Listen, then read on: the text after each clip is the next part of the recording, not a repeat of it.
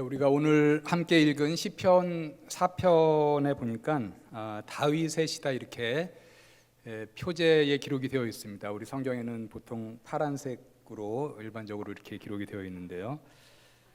시편 4편 바로 앞에 우리 3편에서는 여러분들 이제 기억하시겠지만, 그리고 성경에서도 우리가 확인할 수 있는데 다윗의 시라고 되어 있고 그 다음에 다윗이 그의 아들 압살롬을 피할 때 지은 시다. 그래서 이제 구체적인 배경까지 이렇게 알려주고 있습니다.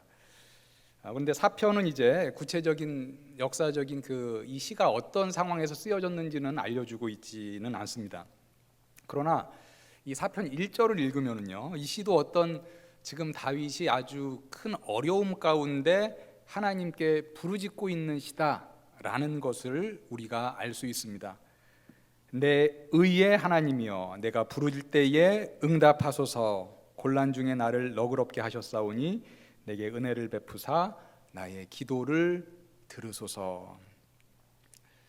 다윗은 이전에 곤란함 가운데 있었는데 하나님의 도움을 받은 경험이 있었습니다. 그래서 보니까 곤란 중에 하나님이 자신을 너그럽게 하셨다, 도우셨다 이렇게 말하면서 하나님께 지금 간구하는 거죠. 지금도 동일하게 어려움 가운데 처해 있으니 저의 기도를 들으시고 응답하여 주시옵소서라고 부르짖고 있습니다. 이 다윗이 지금 겪고 있는 어려움은 무엇일까? 많은 학자들은요, 이 어려움은 바로 이 전의 시편 3편이었죠. 압살롬에게 도망하는 가운데 이제 다윗이 겪은 어려움, 바로 이제 그 어려움 가운데 다윗이 시편 4편도 썼을 것이다 이렇게 생각을 하고 있습니다. 다윗이 지금 다른 사람도 아닌 자신의 피부치 아들에게 지금 반역을 당하여 도망자의 신세에 있었죠. 그런데 하나님이 안전하게 지키셔서 잠을 잘 자고 그 다음날 일어나게 하셨다. 이러한 고백이 시편 3편과 시편 4편 둘 다 아주 비슷하게 고백되고 있습니다. 3편 5절에 보니까 내가 누워 자고 깨었으니 여호와께서 나를 붙드심이로다. 4편 8절에도 보니까 내가 평안히 눕고 자기도 하리니 나를 안전히 살게 하시는 이는 오직 여호와이시니이다. 여러분들 도망자의 삶을 살아보신 적은 별로 없으시겠죠, 그죠? 도망자의 삶을 사는 사람에게는 아마 이렇게 잠을 자면서 내일 아침에 내가 일어날 수 있을까? 잠을 자다가 혹시 나를 쫓는 무리들이 와서 나를 죽이는 것은 아닐까? 뭐 이런 두려움이 있겠죠. 다윗은 어젯밤에 잠을 잘 자고 오늘 아침에 안전하게 일어나게 하신 하나님께 지금 3편과 4편에서 동일하게 감사의 고백을 하고 있습니다. 시편 4편 2절도 보니까요, 다윗이 지금 그를 대적하고 있는 압살롬, 그리고 압살롬을 따르는 무리들을 훈계하는 말처럼 들립니다. 인생들아, 어느 때까지 나의 영광을 바꾸어 욕되게 하며 헛된 일을 좋아하고 거짓을 구하려는가? 글쎄, 이 뉘앙스는 약간 이런 것 같아요. 요즘 말로 하면은 뭐 인간들아, 뭐 약간 그런 뉘앙스가 아닐까? 인생들아, 뭐 이렇게 부르는데요. 어느 때까지 나의 영광을 바꾸어 욕되게 하며 헛된 일을 좋아하고 거짓을 구하려는가? 지금 압살롬과 압살롬을 따르는 그 무리들에게 다윗이 훈계하고 있는 것처럼 들립니다. 압살롬은 지금 또 그를 따르는 무리들은 이스라엘의 왕이었던 다윗의 영광을 지금 욕되게 했죠. 도망자 신세로 바꾸어 놓았습니다. 그리고 지금 그들은 헛된 일을 하고 있는 것이다. 지금 다윗은 압살롬이 그의 아버지이자 또 왕인 다윗을 반역하는 것, 왕위를 찬탈하는 것, 이것은 헛된 일이다. 지금 훈계를 하고 있습니다. 그리고 압살롬과 그를 따르는 무리들이 지금 거짓을 구하고 있다, 거짓을 쫓고 있다라고 얘기합니다. 이 압살롬이 반역한 것에 대해서 기록하는 사무엘하 15장에 보면은요, 압살롬이 이제 계획을 세우고 나서 차근차근 반역을 합니다. 그런데 그 이제 계획을 세우는 가운데 어떤 것이 있었냐면 이제 거짓말로 백성들을 자기 편으로 이렇게 삼는데요. 이스라엘 백성들이 이제 여러 곳에서 어떤 그 이슈를 가지고 이제 재판을 받으러 다윗 왕께 이제 가려고 합니다. 그런데 이제 예루살렘 성문에서 이 압살롬이 딱 지키고 있어요. 그러면서 압살롬이 뭐라고 하냐면 왕은 지금 당신을 위한 당신의 송사를 지금 받아줄 사람을 세우지 않았습니다. 그러니 내가 대신 판결을 하겠습니다. 이렇게 얘기를 하고 나서 오는 사람들의 편을 다 들어주는 척하면서 그 사람들이 좋은 쪽으로 이렇게 판결을 하죠. 그래서 압살롬이 이제 많은 이스라엘의 그 사람들의 마음을 이렇게 훔치는 그런 일을 합니다. 거짓말로 속인 것이죠. 뭐 다윗은 공정하게 재판할 텐데 압살롬이 중간에 성문에서 막아서 당신을 위한 어떤 그런 재판은 이루어지지 않을 것입니다. 내가 재판하겠습니다. 이렇게 가로챘다라는 것이죠. 그리고 이제 압살롬이 그를 따르는 무리들과 예루살렘에서 조금 떨어진 헤브론이라는 곳에 이제 가서 자기가 이제 왕이다라고 이제 선포를 합니다.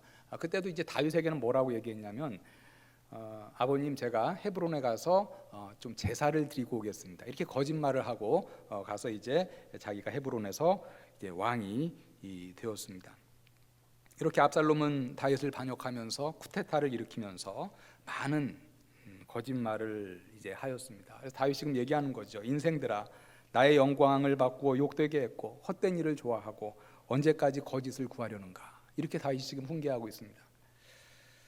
그런데 지금 다윗이 사실은 죽을 수도 있고 또 이제 언제 어떻게 될지도 모르는 그런 도망자의 신세가 있지만 오늘 말씀 3절에 보면은요, 이런 어떤 위협에 굴하지 않고 아주 당당하게 이 싸움의 승자는 자신이다 라는 것을 3절에서 이제 선포를 합니다.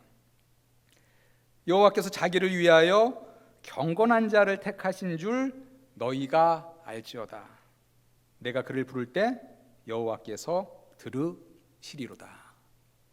자, 3절을 보시면은요, 지금 다윗이 선포하는 것이 무엇이냐면 다윗과 다윗을 대적하는 자들 그 둘 간의 싸움의 승패는 결국 여호와께 달려 있다라는 것을 지금 얘기하고 있습니다. 여호와께서 누구의 손을 들어주느냐에 따라서 그 싸움의 승패가 갈리는데 여기 보니까 여호와께서는 누구의 손을 들어주느냐?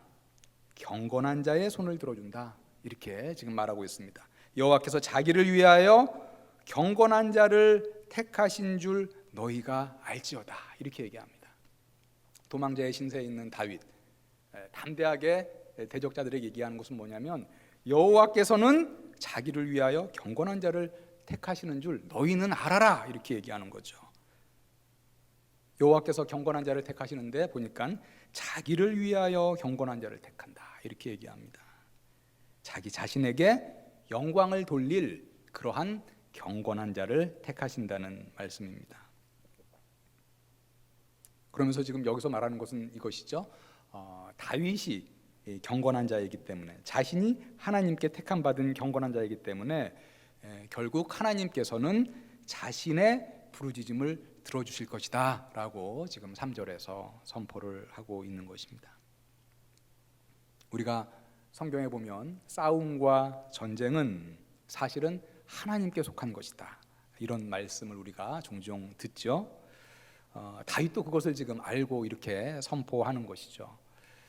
역대하 20장 15절에 보면 하나님의 영이 강력하게 임했던 레위 사람 야하시엘이라는 사람이 유다 왕 여호사밧과 그의 백성에게 전쟁은 하나님께 속한 것이다, 이렇게 말한 본문이 있습니다. 야하시엘이 이르되 온 유다와 예루살렘 주민과 여호사밧 왕이여 들을지어다. 여호와께서 이같이 너희에게 말씀하시기를 너희는 이 큰 무리로 말미암아 두려워하거나 놀라지 말라. 이 전쟁은 너희에게 속한 것이 아니요 하나님께 속한 것이니라. 무슨 말입니까? 너희가 사실 이 전쟁에서 지금 싸우고 있지만, 싸우는 것처럼 보이지만 사실은 이 전쟁은 하나님이 싸우는 전쟁이다, 하나님께 속한 전쟁이다 라는 거죠. 여러분, 우리가 살다 보면 나를 대적하고 또 나를 공격하고 나를 비난하는 그런 사람들을 만나곤 하죠. 제가 이제 목사라는 신분이기 때문에 뭐 사람들은 목사이기 때문에 뭐 비난하거나 공격하거나 대적하지 않을 것이다. 그렇지 않습니다. 저도 쭉 살아오다 보면 비난하는 사람이 또 제 주위에 있기도 하고 공격하는 사람이 제 주위에 있기도 했고 이렇게 좀 갈등 관계에 있는 그런 사람들도 이제 있었습니다. 특히 우리 사회가 지금 얼마나 그 치열한 경쟁 사회잖아요. 아마 제가 기억하기로는 제가 대학교 1학년 때, 2학년 때 그때부터 되게 유행처럼 번졌던 말 중에 하나가 이제 무한 경쟁 사회. 뭐 그런 말이 이제 그때부터 막 많이 생기는 것 같았는데 지금도 많이 하고 있죠. 무한 경쟁 사회. 참으로 치열한 경쟁 사회에서 우리가 살아갈 때 특히 나와 경쟁 관계에 있는 사람들, 우리가 뭐 라이벌 이렇게 얘기를 하기도 하는데 이런 사람들 간에는 특히 더 어떤 공격, 비난 이런 것이 더 많은 것 같습니다.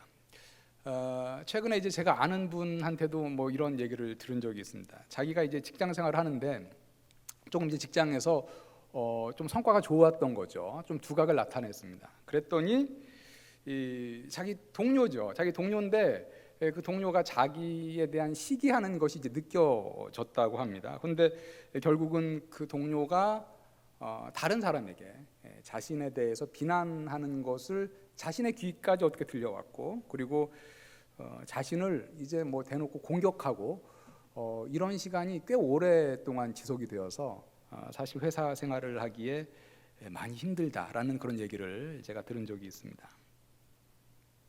다윗의 인생만 뭐 대적자를 만나는 것이 아니죠. 우리도 살다 보면은 크건 작건 나를 대적하고 또 나를 공격하고 또 뭐 나에 대해서 비난하고 뭐 경쟁자라면 또 나를 밟아야지 자기가 올라가는 또 그런 사람들도 있고 이런 어떤 공격자들을 만날 때가 있습니다. 그럴 때 여러분들 어떻게 하시나요? 보통 어떻게 대응하세요?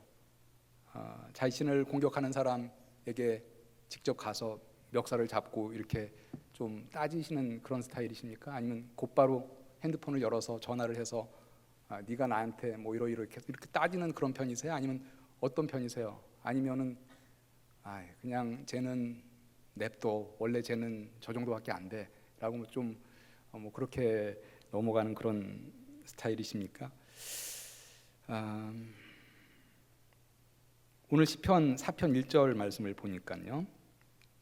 다윗은 이런 상태에서 일단 하나님께 부르짖었던 것을 볼 수 있습니다. 아마 많은 우리 그리스도인들도 먼저 하나님께 부르짖고 기도할 것이라고 생각합니다.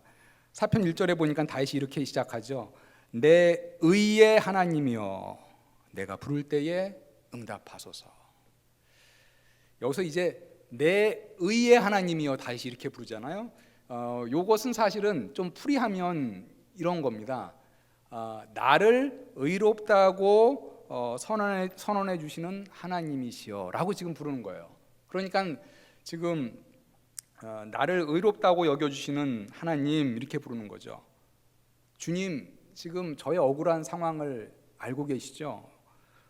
참으로 제가 억울하게 참으로 말도 안 되는 상황에서 이렇게 공격을 받고 있는 상황을 하나님 아시죠? 하나님 저의 의로움을 아시죠? 하나님은 내 편이시죠? 라고 지금 부르는 게 내 의의 하나님이요 이렇게 지금 다윗이 부르고 있는 것입니다. 이렇게 주께 부르짖고 나서 여러분이 기억해야 할 것은 무엇이냐면은 나를 공격하는 이와의 싸움에서 그 승패의 키는 결국 누가 갖고 계시냐? 하나님이 갖고 계시다. 좀 전에도 우리가 생각해 보았듯이 결국은 그 싸움, 그 전쟁의 승패는 하나님께 달려 있다라는 거죠. 그런데 그 싸움의 승리는 누구에게 돌아가느냐? 오늘 말씀해 보니까 하나님이 택하는 자에게 돌아간다. 그런데 하나님은 누구를 택하시느냐?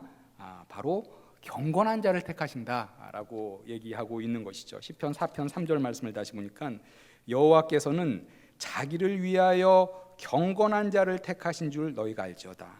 내가 부를 때에 여호와께서 들으시리로다. 다시 지금 얘기하는 건 뭡니까? 하나님이 바로 경건한 나를 택하실 것이다. 그래서 내가 부르짖을 때 하나님이 나의 기도에 응답하실 것이다. 이렇게 지금 말을 하고 있습니다. 여기서 이제 경건한 자로 번역된 히브리어는 하시드라는 그런 이제 말인데요. 그 하시드, 경건이 뭐냐? 구약에서 사실은 우리가 경건이라는 말을 볼 때는 이 하시드를 번역한 것이 이제 대부분인데요. 이 구약 성경에서 경건, 하시드의 조금 구체적인 의미는 뭐냐? 두 가지 의미가 좀 복합적으로 들어 있는데 신실하다 그런 것과 그 다음에 헌신돼 있다라는 것이 이제 복합적으로 들어 있습니다. 즉 다시 말하면 하나님 앞에서 경건한 자다 이렇게 얘기할 때 이 어원적인 의미는 하나님 앞에서 참 성실하다, 신실하다. 우리가 영어로는 faithful 이렇게 얘기를 하죠. 그러니까 하나님이 보시기에도 야 얘는 참 믿을만하다. 이런 사람 경건한 자다라는 거죠. 그리고 또 하나는 뭡니까? 바로 하나님께 헌신된 사람. 뭐 예를 들자면 이런 거죠. 하나님의 말씀에 내가 순종하는데 아주 커밋돼 있다. 나는 하나님의 말씀대로 사는데 내가 아주 헌신하겠다. 이런 헌신된 사람, 경건한 사람이다 이렇게 얘기합니다. 여러분들이 여러분들을 공격하는 대적자를 상대하는 것은 오늘 말씀해 보니까 그 대적자를 직접 공격하는 것은 아님을 우리가 알 수 있습니다. 여러분이 경건한 삶을 살아갈 때 하나님께서는 대적자와 여러분 가운데 누구를 택하시느냐? 바로 경건한 삶을 사는 여러분들을 택하시고 바로 여러분들을 그러한 위기 가운데 어려움 가운데 하나님이 구하신다라는 말씀입니다. 사무엘상 1장에 한나가 좋은 예죠. 우리 한나 이야기는 너무나 잘 알고 있죠. 엘가나라는 남편에게 두 명의 부인이 있었죠. 분인나와 한나. 그런데 이제 분인나는 자식이 있었는데 한나는 불임이었죠. 자식을 못 낳습니다. 그랬더니 이제 분인나가 한나를 많이 무시하고 또 이제 괴롭히고 한나는 이제 그러한 무시와 괴로움 가운데 많은 고통 가운데 지내게 됩니다. 근데 그때 이제 한나가 어떻게 했느냐? 분인나에 가서 뭐 이렇게 머리끄덩이를 잡고 뭐 이렇게 싸우거나 그런 거는 없어요. 성경에 보니까 한나는 어떻게 했느냐? 자신의 억울함과 괴로운 마음을 하나님께 아뢰입니다. 사무엘상 1장 11절에 보니까 만군의 여호와여 만일 주의 여종의 고통을 돌보시고 나를 기억하사 주의 여종을 잊지 아니하시고 주의 여종에게 아들을 주시면 내가 그의 평생에 그를 여호와께 드리고 삭도를 그의 머리에 대지 아니하겠나이다. 주님 나의 고통을 돌보아 주시옵소서. 분인나로 하여금 분인나 때문에 제가 이러한 멸시와 이러한 무시와 이러한 고통을 받고 있는데 하나님 돌보아 주시옵소서. 하나님께 부르짖었던 거죠. 하나님은 경건한 한나의 기도를 들어주셨습니다. 그리고 한나에게 아들 사무엘을 허락하여 주셨습니다. 그때 이제 한나가 하나님께 감사의 기도를 드린 것 바로 이제 사무엘상 2장의 유명한 한나의 기도죠. 이 2장의 한나의 기도는 이렇게 시작을 합니다. 2장 1절을 보니까 한나는 자신을 구하신 여호와께 이렇게 노래합니다. 한나가 기도하여 이르되 내 마음이 여호와로 말미암아 즐거워하며 내 뿔이 여호와로 말미암아 높아졌으며 내 입이 내 원수들을 향하여 크게 열렸으니 이는 내가 주의 구원으로 말미암아 기뻐함이니이다. 여호와께서 나를 구원해 주셨다. 내 뿔을 높여 주셨다. 이렇게 고백합니다. 분인나가 한나를 괴롭게 할 때에 한나는 알고 있었던 것이죠. 이 분인나와의 이 관계, 참으로 어떻게 보면은 적대적인 이 관계에 이 싸움의 승패를 갈라 주실 이는 바로 이제 여호와 하나님이다라는 것을 알고 있었습니다. 이 세상의 주권자는 하나님이심을 알고 있었기 때문에 한나는 곧바로 하나님께 간구했던 거죠. 사무엘상 2장 6절과 7절에 보니까 한나는 하나님이 이 세상의 주권자이다라는 것을 아주 확신했고 그래서 이렇게 고백을 합니다. 여호와는 죽이기도 하시고 살리기도 하시며 수월에 내리기도 하시고 거기에서 올리기도 하시는도다. 여호와는 가난하게도 하시고 부하게도 하시고 낮추기도 하시고 높이기도 하시는도다. 살고 죽는 것, 높아지고 낮아지는 것, 부하고 가난한 것, 이거 다 사실은 궁극적으로 누구 손에 달려있다라는 걸 지금 고백하는 겁니까? 하나님 손에 달려있다라는 것을 지금 한나가 고백을 하는 것이죠. 다윗은 지금 오늘 시편 4편에서 자신이 대적자들을 맞서는 방법은 그 대적자들을 직접 상대하는 것이 아니라 자신이 경건한 삶을 살아서 하나님께 택함을 받는 것에 있다는 것을 지금 알고 있었습니다. 그래서 이제 다윗은요, 자신과 함께 또 자신을 따라서 도망하는 무리들이 있잖아요. 자신의 진영에 있는 그런 사람들에게 그 경건의 삶을 살아야 되는데 경건한 삶을 사는 구체적인 지침을 그들에게 주죠. 오늘 말씀 4절과 5절에 보면 다윗이 자기 사람들에게 4가지로 경건의 지침을 내려주고 있습니다. 그 첫 번째는요, 떨며 범죄하지 말라라는 것이에요. 4절 전반절을 보니까 너희는 떨며 범죄하지 말지어다. 너희는 여기서 지금 다윗과 함께 있는 그런 다윗의 편입니다. 너희는 떨며 범죄하지 말지어다. 다르게 말하면 너희는 두려워하며 범죄하지 말지어다. 그런데 여기서 이제 떨다라는 것은 너희는 지금 압살롬 군대로부터 지금 추격을 받아서 도망 중에 있으니까 그들 앞에서 떨어라, 그게 아닙니다. 여기서 이제 떨다라는 것은 지금 하나님을 두려워하라, 하나님 앞에서 떨라라는 것이죠. 다른 말로 하면 하나님을 경외함으로 너희는 범죄하지 말라, 그런 말입니다. 일찍이 모세도요, 출애굽기 20장 20절에서 이스라엘 백성에게 같은 내용의 권면을 한 적이 있습니다. 하나님이 임하심은 너희를 시험하고, 그 다음에 보니까 너희로 경외하여 범죄하지 않게 하려 하심이라. 제가 이제 지난 설교에서 몇 번 이런 얘기 한 것 같은데요, 우리가 하나님을 두려워하는 것, 하나님을 경외하는 것이 지혜의 근본이다, 지식의 근본이다, 너무나 잘 알고 있죠. 왜 그런가? 하나님을 두려워하는 것이 범죄를 하는 데 있어서 중요한 제어 장치 역할을 하기 때문입니다. 하나님 두려운 줄 모르는 사람은 죄를 짓는데 전혀 제어 장치가 없다라고 생각을 해도 돼요. 왜냐하면 하나님 무서운 줄 모르니까, 하나님의 심판을 전혀 안중에 생각하고 있지도 않으니까, 하나님을 경외하지 않기 때문에 죄의 유혹이 오면 그냥 죄로 나아가는 것이죠. 다윗도 그렇고 모세도 그렇고 경외하여 범죄하지 않게 하려 하심이라. 다윗은 이렇게 얘기하죠. 너희는 떨며 범죄하지 말지어다. 하나님을 경외함으로, 하나님 두려워하면서 범죄하지 말라, 이렇게 얘기합니다. 종종 우리는 어떤 삶의 어려움, 위기에 봉착하면 우리가 그동안 잘 이렇게 견지해 오던 경건이 좀 무너질 때가 있습니다. 내가 닥친 시련과 어려움으로 인해서 하나님께 불평하는 마음이 생기고, 이때까지 그래도 내가 경건하게 살아오려고 힘써 왔는데 그 삶에서 갑자기 어떤 위기나 어려움과 시련이 닥쳐오면 약간 하나님께 대한 반항하는 마음이랄까요? 뭐 그런 것도 생기게 되면서 자신의 경건에서 일탈하는 그러한 실수, 죄를 범할 때가 있죠. 욥이 사탄의 시험으로 그의 재산, 그의 자녀, 그리고 이제 마지막에는 그의 이제 건강까지 다 잃어서 몸에 종기가 나고 온몸에 종기가 나서 고통 가운데 있을 때 욥의 아내는 욥기 1장 9절에 보니까 이렇게 얘기했죠. 당신이 그래도 자기의 온전함을 굳게 지키느냐, 하나님을 욕하고 죽으라, 이렇게 얘기합니다. 당신이 지금 이렇게 어려운 가운데 있는데, 이렇게 위기 가운데 있는데 아직까지 하나님이 당신을 돌보고 있다고 생각하느냐,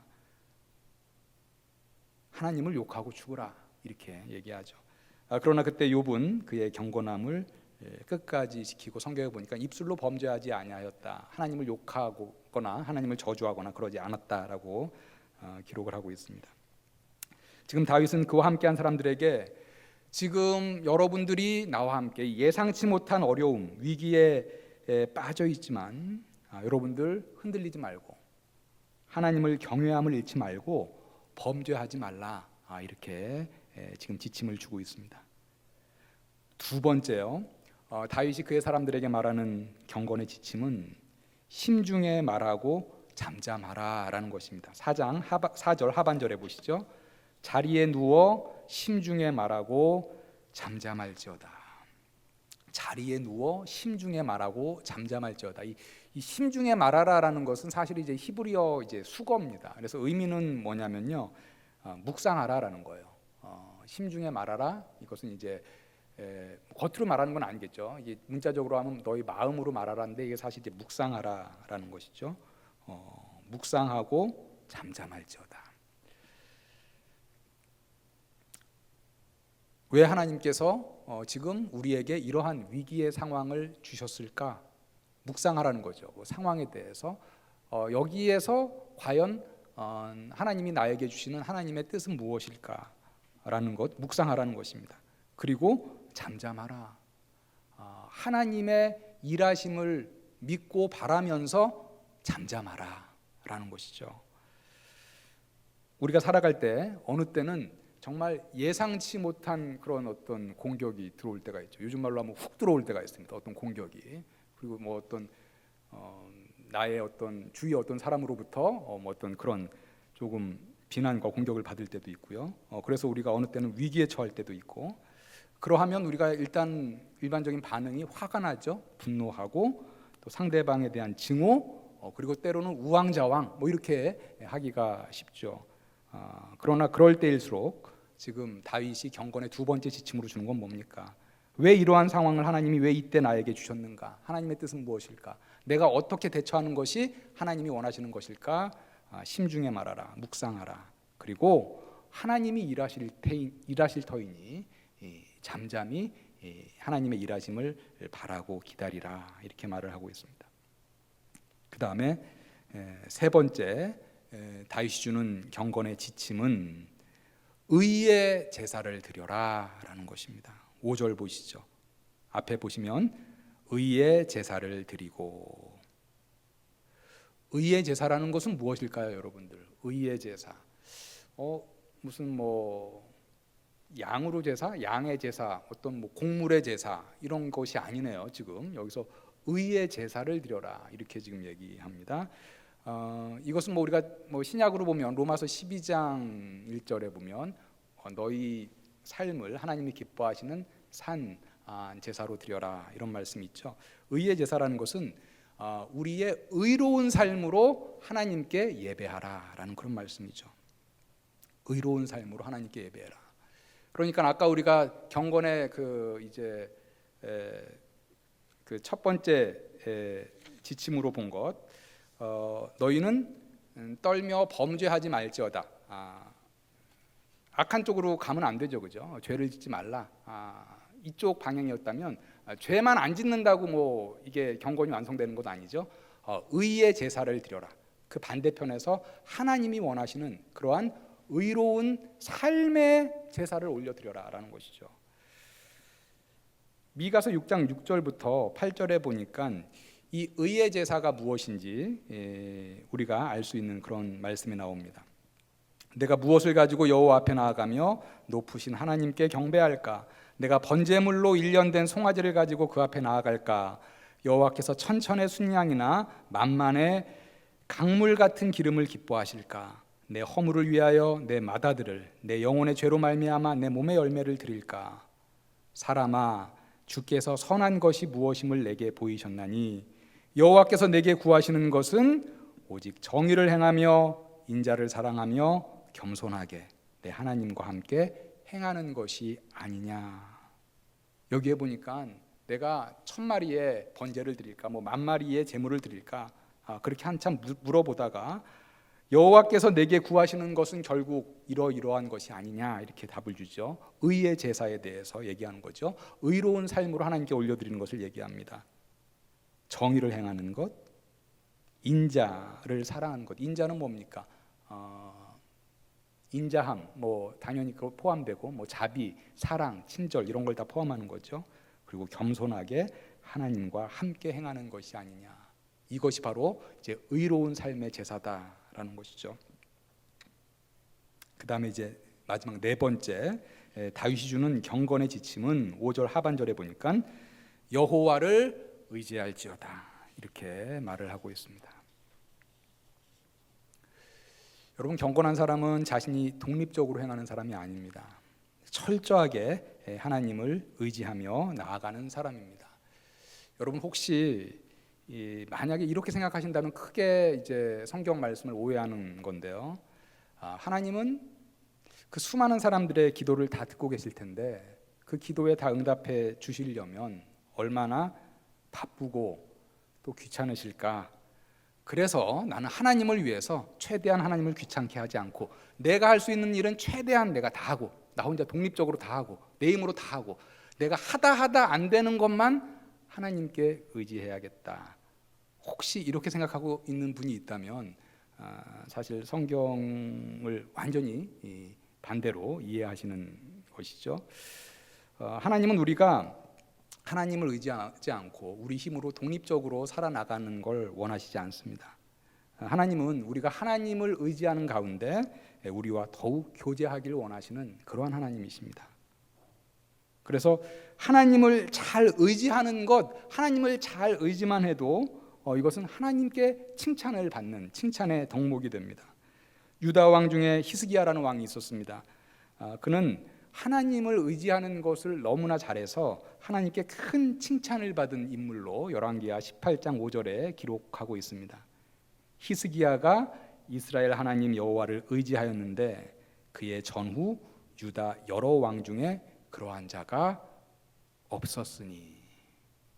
그러니까 유다의 그 많은 왕 중에 히스기야만큼 하나님을 철저하게 의지하는 왕이 없었다. 사실은 이것은 이 히스기야를 지금 칭찬하는 표현 중에 보면 그의 전후 유다 여러 왕 중에 그러한 자가 없었다. 이 말은요, 최상급의 칭찬입니다. 이게 언제 주로 쓰이느냐? 솔로몬과 같은 지혜로운 왕은 솔로몬 전후에도 없었다. 이럴 때 쓰는 거거든요. 히스기야와 같이 여호와를 의지하는 그런 왕은 히스기야 전후에도 없었다. 히스기야가 하나님을 의지하는 데는 최고였다. 하나님을 이렇게 전적으로 의지하는 것만으로도 하나님은 기뻐하신다라는 것이죠. 큰 칭찬을 히스기야 왕이 들었습니다. 오늘 말씀을 좀 정리하도록 하겠습니다. 우리가 살아가다 보면 우리 자신은 의롭게 살려고 힘쓰며 살아가고 있는데 그러한 가운데에서도 때로는 나를 대적하는 사람이 있고 또 나를 비난하는 사람이 있고 또 나를 공격하는 사람을 만날 때도 있습니다. 그리고 그 대적하는 것이 심해서 내가 이렇게 위기의 상황에 또 몰릴 때도 있습니다. 그때 많은 분들이 어떤 억울함 그리고 분함 가운데 하나님께 부르짖을 것입니다. 그런데 오늘 말씀해 보니까 그 부르짖음에 있어서 그 부르짖음이 응답받기 위해서 가장 중요한 것은 무엇이라고 말씀합니까? 네, 경건이다. 이렇게 말씀을 하고 있습니다. 다윗은 하나님께서 경건한 자를 택하여서 그의 부르짖음을 들으신다라고 오늘 사편 3절에서 말을 하고 있습니다. 다윗은 그의 사람들에게 경건을 위한 구체적인 지침 4가지를 말해 주었습니다. 첫 번째는 하나님을 두려워함으로 죄를 멀리하라 라는 거였고, 두 번째는 무엇입니까? 위기의 상황 가운데 이렇게 분노하고 우왕좌왕하지 말고 하나님의 뜻이 무엇인지 심중에 말하라. 묵상하고 그 다음에 잠잠하라. 하나님의 일하심을 바라며 기다리라. 세 번째 뭐였습니까? 의로운 삶의 제사를 계속하여 하나님께 올려드려라. 그리고 네 번째, 너 혼자 해결하려고 하지 마라. 철저하게 나를 의지해라. 철저하게 하나님을 의지하라. 여호와를 의지하라. 이것이 지금 다윗이 그의 사람들에게 준 경건의 지침입니다. 여러분, 오늘 우리가 위기 가운데의 경건이라는 그런 제목으로 시편 4편의 말씀을 함께 나누었는데요. 오늘 들은 말씀 결국은 이러한 우리 삶에 있어서 위기에 닥쳐 있을 때, 그것이 어떤 우리 대적하는 자로 인하여 생긴 위기든 어떤 또 다른 위기든 그 위기에 있어서 하나님께 건짐을 받기 위해서는 결국은 우리 삶에 있어서 경건이 중요하다라는 것, 경건의 4가지 지침 꼭 기억하시고요. 결국은 그러한 위기의 상황 가운데 여러분들 끝까지 경건의 삶을 경주하여서 우리 오늘 본 한나처럼 결국에는 승리하여서 하나님께 승리의 노래를 다 불러드리고 승리의 기도를 올려드리는 우리 꽃동산의 모든 청년, 우리 성도님들 다 되시기를 주님의 이름으로 간절히 축원합니다.